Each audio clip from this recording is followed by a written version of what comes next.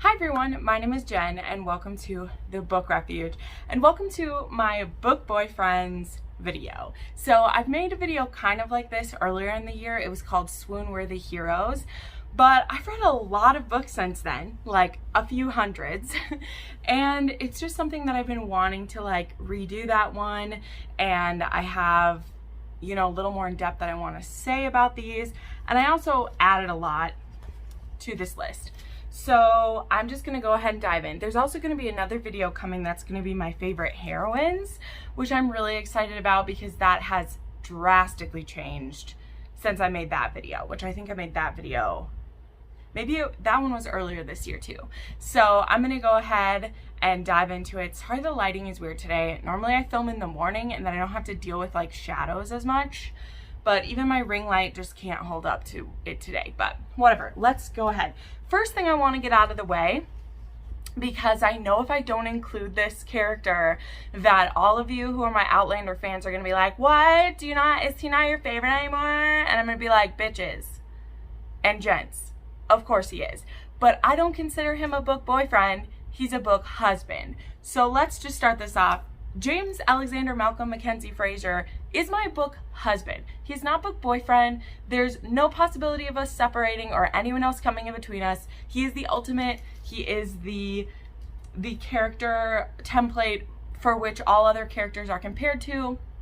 He's my favorite, hands down. If you haven't tried Outlander because you're intimidated by the size of the series or you think you'll be bored with it, I really challenge you to look into your heart and like give it a try. Try different versions of it. Try the audio. Try it on ebook if you like ebook better and you won't see the full size of the book because it's not in your hands. This is one of my copy that both me and my friend Joe have annotated. I have so many copies of Outlander books, and I have done a whole series on my channel about the TV show and the books. I reread all the books in the last year. Yeah, I love it so much. Jamie, he is still up there. I love him more and more each time I pick up a book.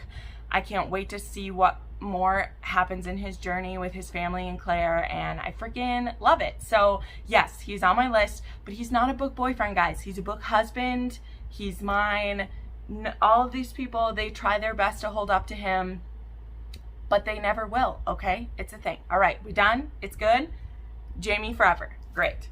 All right, so let's dive into the other names on this list. I'll start, I think, with my other like historical loves because I just feel like they're just easier to love for me because usually the problems keeping people apart don't have to do with that person being a horrible person, whereas some of the other guys on my list, like, I wouldn't really want them as a boyfriend because it would either be dangerous or I wouldn't fully trust them or things like that. But historical romance were usually a little bit safer. So let's go ahead and talk about another Scott that I'm hot for, and that is Ian Mackenzie from The Madness of Lord Ian Mackenzie. I try to pick like a, you know, book boyfriend by a lot of my favorite authors. And I mean, here's the thing. As the comment I just said, like, I don't think I'm the right person for Ian because Beth is his one and only. I mean, each of these characters, there's only one. His is one and only. But I, you know, just would not hold the same fascination for him that Beth does. But Ian, not just in his own book, he is throughout this entire series, the Highland Pleasures. It changed to being called just the Mackenzie series. He is like always there for his family. Ian he's on the autism spectrum. Back during the time that this book takes place, people didn't really understand, you know, what that was or how to deal with it. And so he spends a significant amount of his younger years in a insane asylum that his father puts him in, and it isn't until his father dies that his oldest brother becomes his guardian and releases him from there. And he meets Beth at the theater and he immediately has a connection with her, and he immediately wants to do everything he can to possess her, but not in the way that like some alphas do, in the way of, you're just meant for me and I want you to understand it, like we belong together. And I love Ian. I love everything he does for Beth. I love how Beth works with him and they're just a complete match. And I love it. This is one of my favorite historical romances ever now, as it has spread across Booktube and Bookstagram. I think many of you will agree with me, and if you haven't tried this series yet, you need to, specifically Ian's book, because he's gonna be on a book boyfriend list forever. Just forever. I love him. Then I want to talk about Sir Ross Cannon from Lady Sophia's Lover.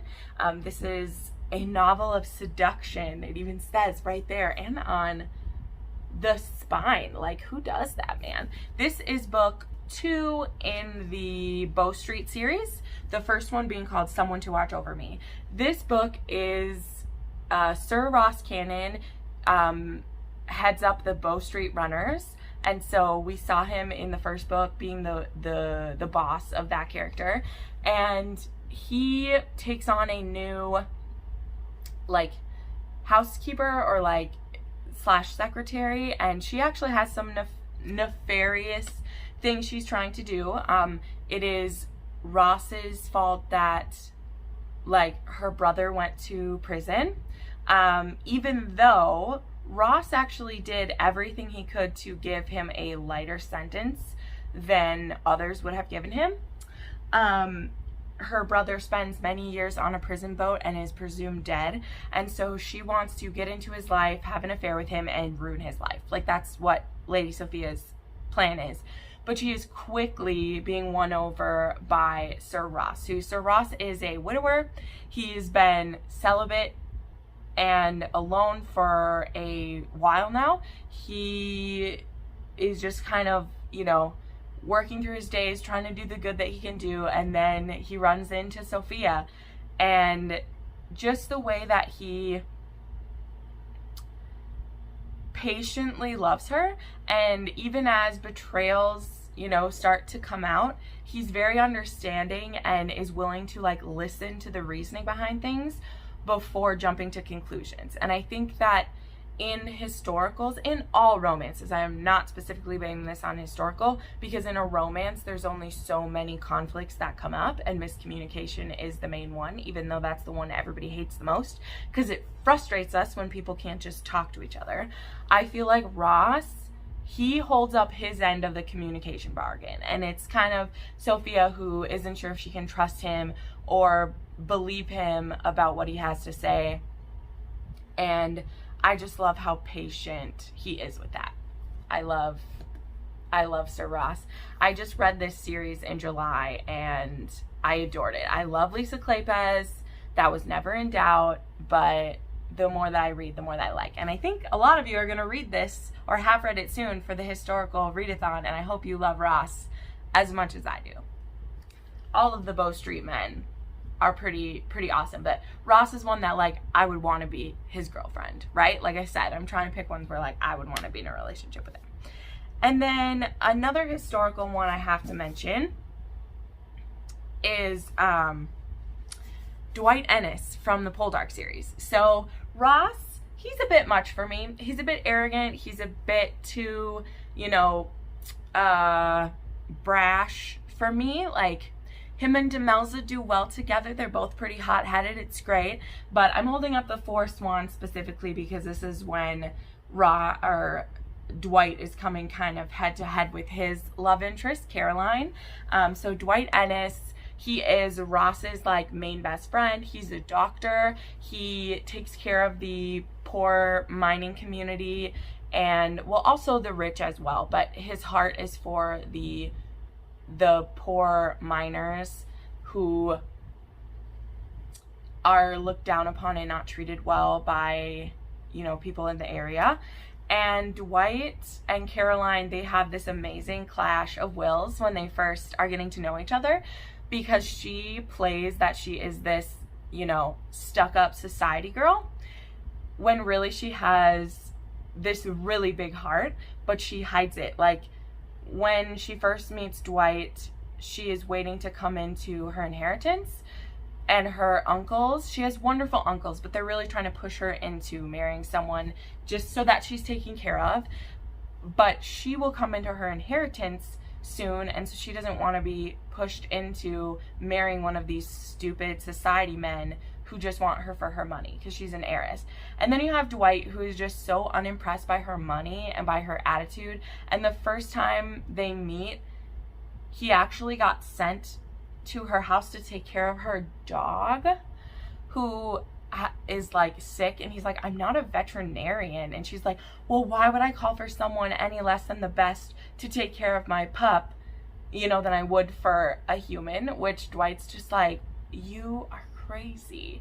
But they have such a beautiful romance. They go through so much together, and Dwight is just, he's just such a good guy. Like, this is someone he's almost book husband level.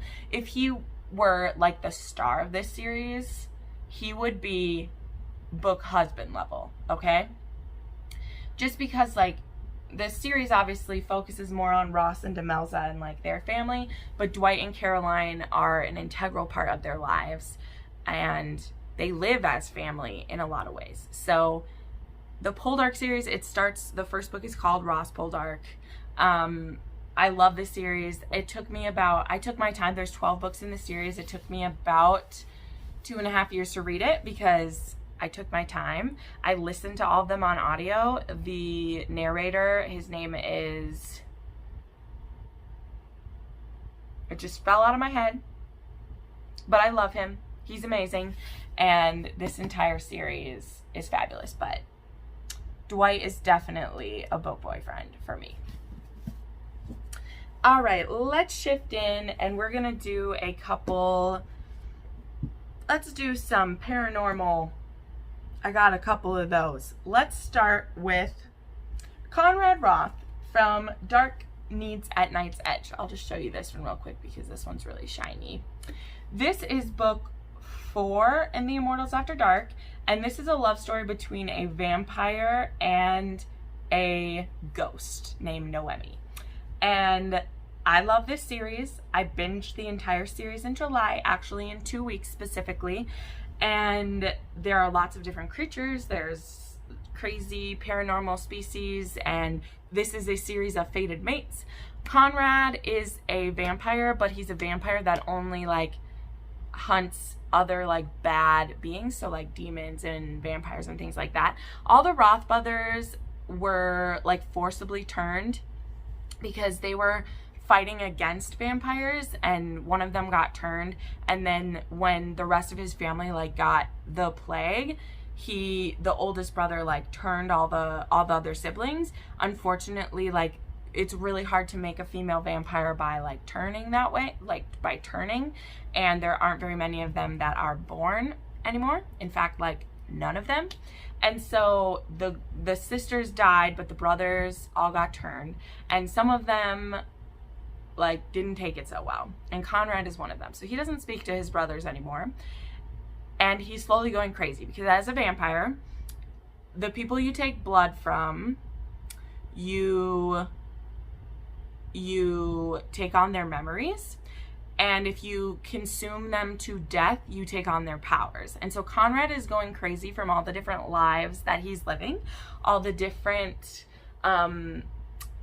people's memories that are in his head. And so his brothers want to save him, and so they kidnap him and they spell him and tie him in the basement of an abandoned house, or they think is abandoned. This mansion was actually owned by Noemi. She was a ballerina in the 20s when she was murdered by her fiance, and she is Conrad's mate. And so though she's a ghost, he can like see her, and he is a very like naive person in the ways of things sexual, because he was basically like a monk before he was turned. He was in an order that was a celibate like religious order who fought the vampires, and so he's never had sex before. And as a vampire, you can only have sex with your mate. So yeah, it's a very interesting thing. And anyway, the reason why he's a book boyfriend is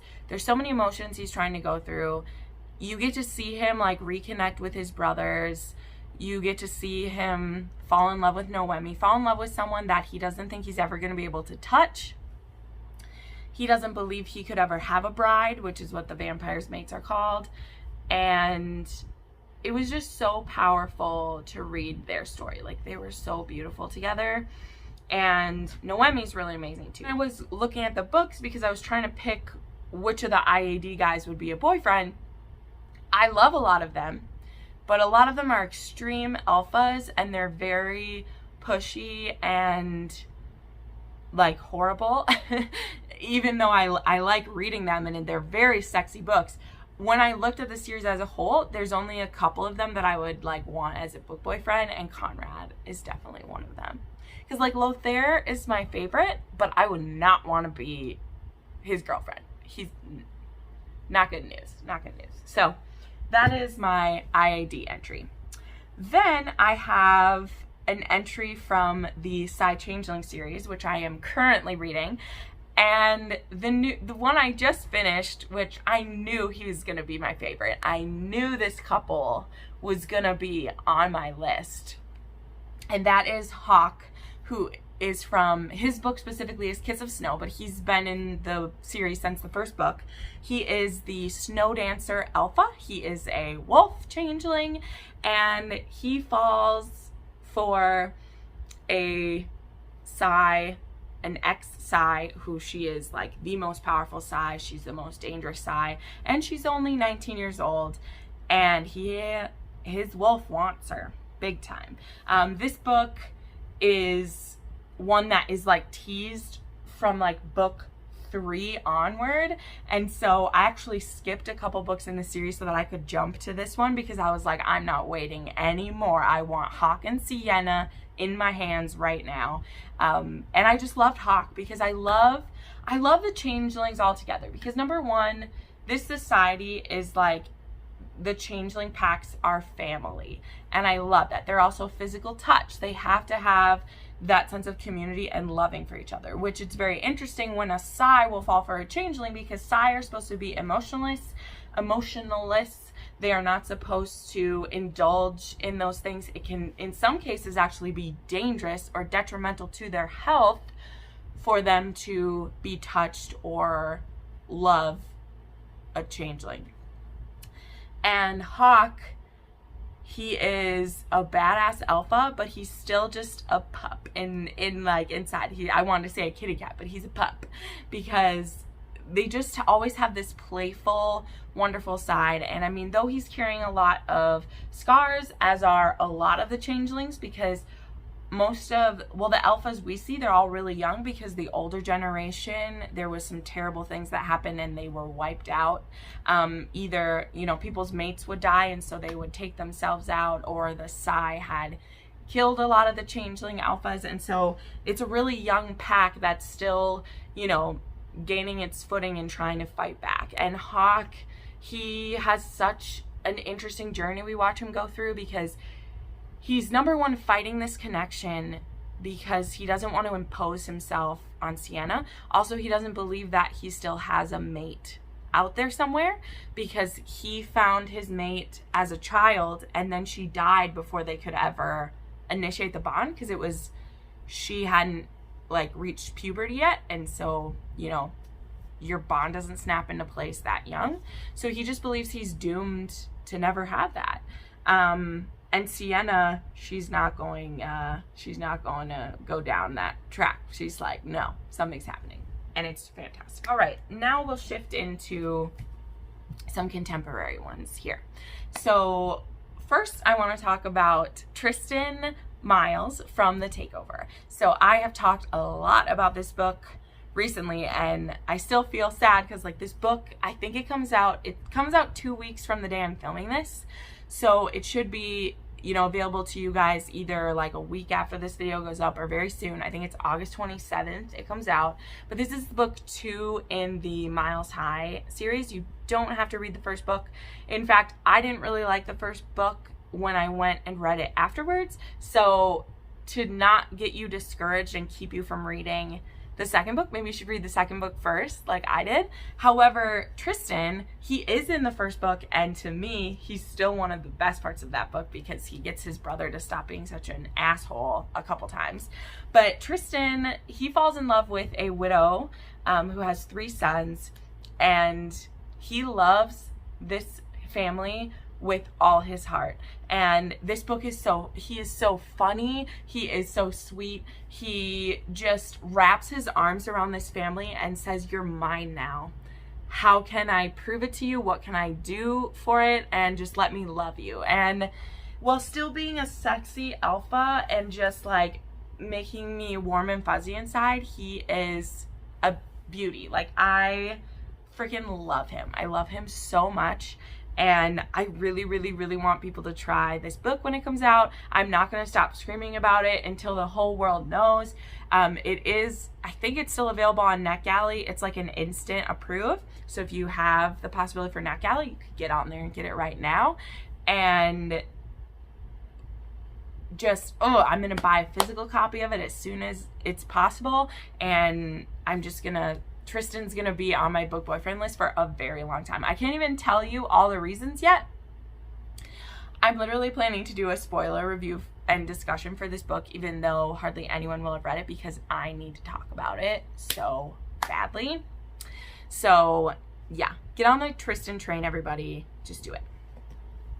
Then I have Hook from a Worthy Opponent by Katie Robert. All right, Katie Robert. It was hard to pick one of hers for who'd be my book boyfriend, but what it came down to is that I wanted to pick one of the monogamous people. Well, they're not fully monogamous because they scene with each other, but like who, I don't know how to say this. I just wanted to pick one who he's a singular woman type of man, minus when they're playing, because Hook will play with whoever, which I love that. But also I wanted to pick one that I most like the kind of dom that they are, because most of her men are either switches or doms.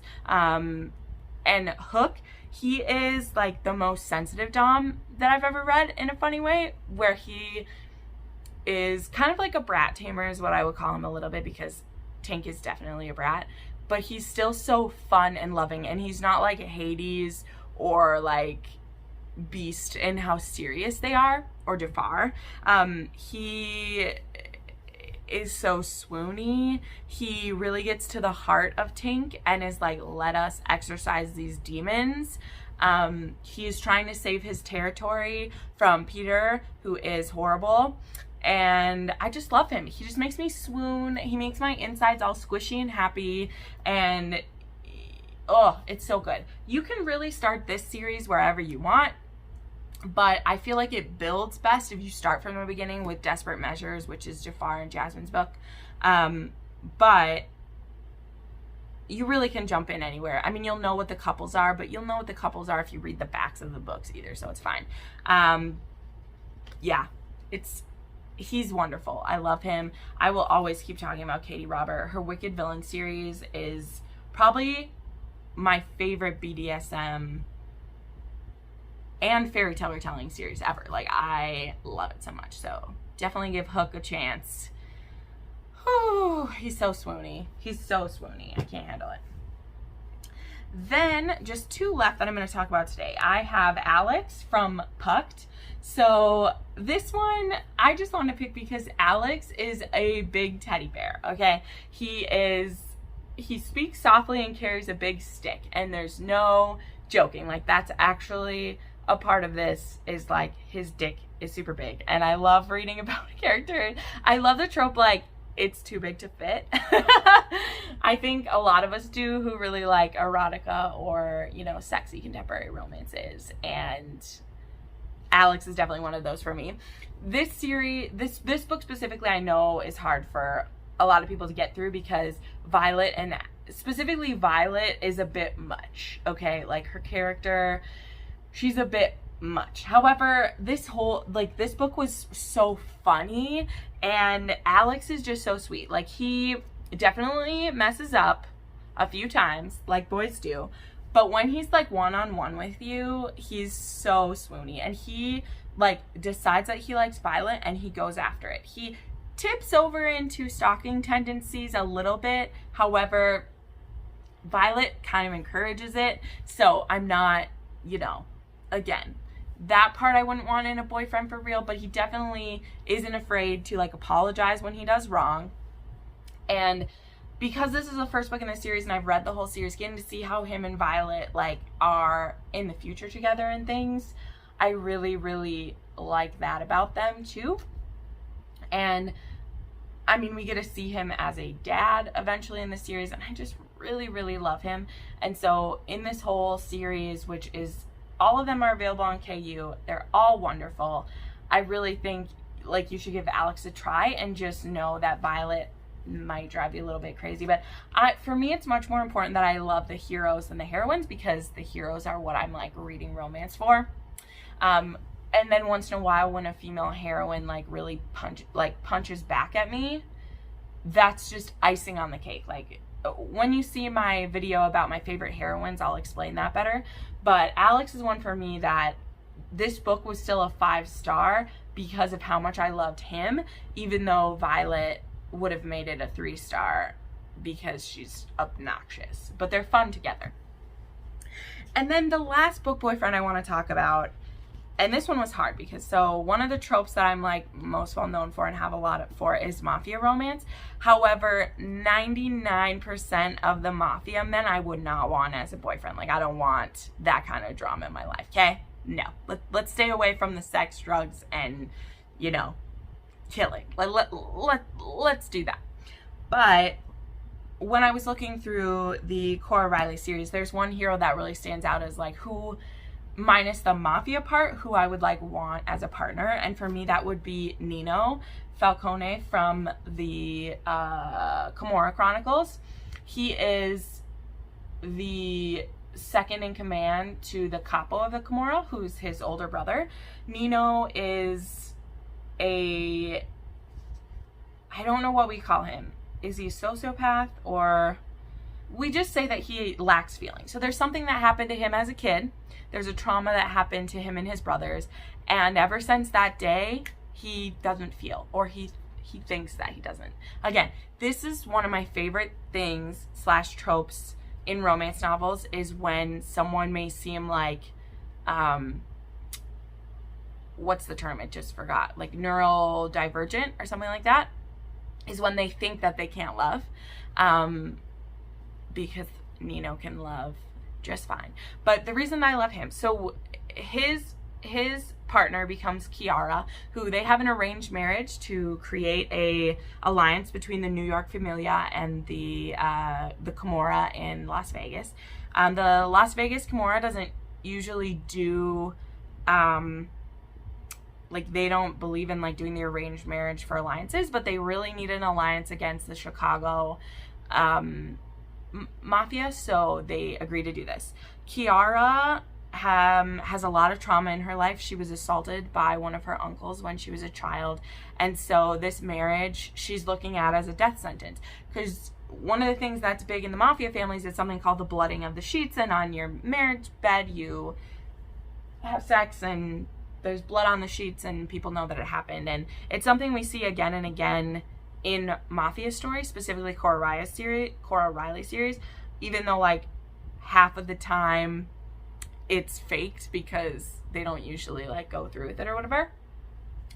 But instead she's honest with Nino about what happened to her, and so instead of them having sex on their wedding night, he goes and him and his brother murder the uncle who raped her, and they put his blood on the sheets instead.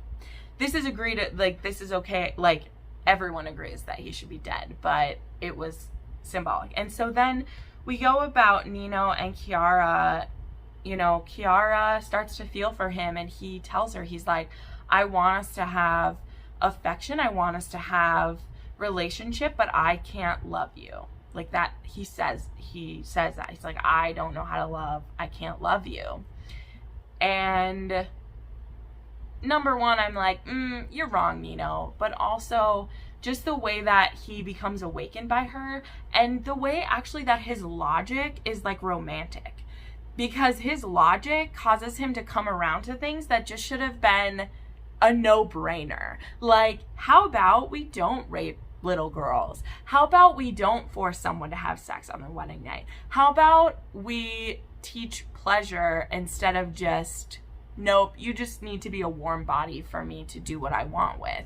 And like Nino, like his logic, which seems so cold and unfeeling, actually has more feeling than what the Familia had been doing for generations. And honestly, that's why I love the Kimura Chronicles so much more than the Bound in Blood series. Once I got through the Bound in Blood and then got into the Kimura Chronicles, because though Remo, who is the capo, Remo seems so much crazier than anything we've seen. And if you read Bound in Blood first, you hear all these horrible things about Remo and what's going on. But really, they don't follow any of that crazy shit that the other families do, especially when it comes to like relationship. Like, they're still brutal, they're still messed up in other ways, but they have things about consent where the Bound in Blood, like the other families, they're just like, that's just how it is, you'll have to deal with it. And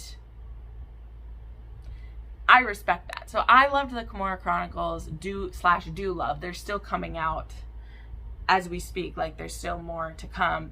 I love those characters so much. So much. But anyway, yeah. Nino is way up there for me. So yeah, here we go. This is an updated book boyfriends list. I'm planning to do these more like regularly, I think. Like, these ones, there is a lot of like backlog ones of these, obviously, like, you know, Jamie and Poldark, and I think that's it. All the rest of these I have read this year. I tried to pick from ones I read this year.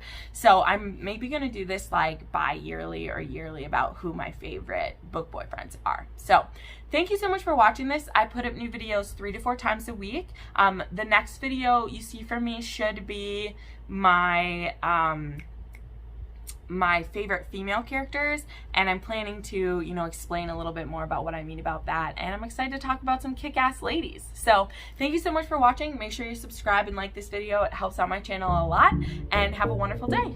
Bye.